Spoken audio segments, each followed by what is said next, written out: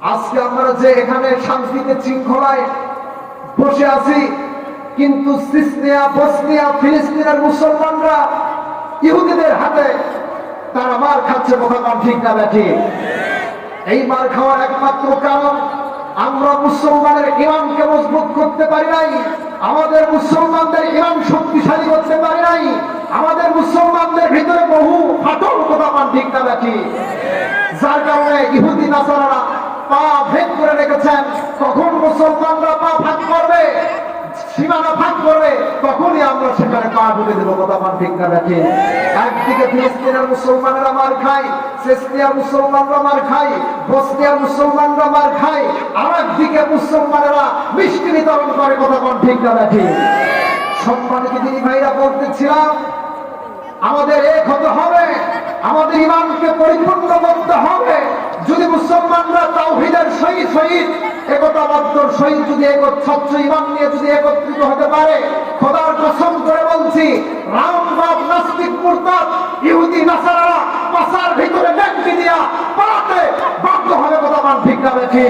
সম্মানিত দিনী ভাইরা, আমার রাসূল করিম সাল্লাল্লাহু আলাইহি ওয়াসাল্লাম নাসাই শরীফের হাদিসে বলেছেন, কিয়ামতের আগে আল্লাহ রাসূল বলে গিয়েছেন মুসলমানদের সঙ্গে হিন্দুস্তানের যুদ্ধ হবে।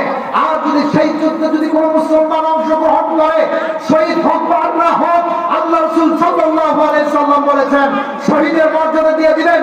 সেই যুদ্ধে কোন কোন বাপের বেটা আছেন শরীরের তাজা রক্ত ফেলে দিতে দুহাত তুলে আল্লাহকে দেখা।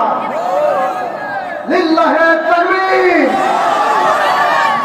লিল্লাহি তাকবীর। আল্লাহ প্রত্যেক মুসলমানকে কবুল করুক, সবাই বলে আমিন। রাগ করলেন? আজকে মুসলমানের ভিতরে ফাটল, বহু দলাদলি, বহু ফতোয়া। কথা মান ঠিক না ব্যাঠি? কেউ বলে টুপি লম্বা করবো নাকি? কথা মান ঠিক কিনা?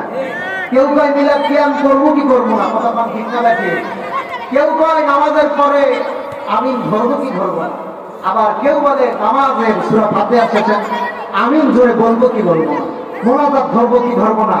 কিন্তু চিন্তা ভাবনা নাই কখনো এই সমস্ত লোকদের ইসলামের মূল গোড়াকে কেটে ফেলে দেওয়া হচ্ছে, সেই দিকে কোনো ভূমিকা নাই। কথা আমার ঠিক না ব্যাঠি? কারণ আপনারা কুড়াল ছেড়ে বলছে না, কুড়াল দিয়ে কি করে? বাঁশ কাটে।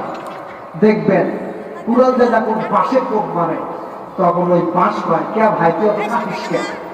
কি করিস তুই? অত কাটিস কে? তখন ওই কুড়াল কয়, আয় আমি যে কিসে কাটি কি জানিস? তোর জাতি ভাই আমার পাশার মধ্যে আছে। কথা কোন ঠিক না নাকি?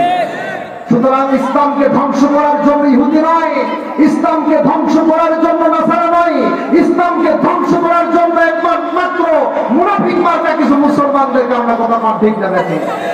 কারণ তারা মুখে বলে একটা, অন্তরে কয় একটা। কথা কোন ঠিক না নাকি? সম্মানিত দিনী ভাই, আমরা তো আহ্বান জানাচ্ছি, আমরা সবাই একত্রিত হতে থাকবো। মুসলমানরা কখনো বিভেদ সৃষ্টি হতে পারে, দ্বিধাদ্বন্দ্বের মধ্যে থাকতে পারে, এক হতে হবে। কথা কোন ঠিক না ব্যাঠি? সম্মানিত দিনী ভাইরা, আলোচনা মূল পর্বে চলে যায়।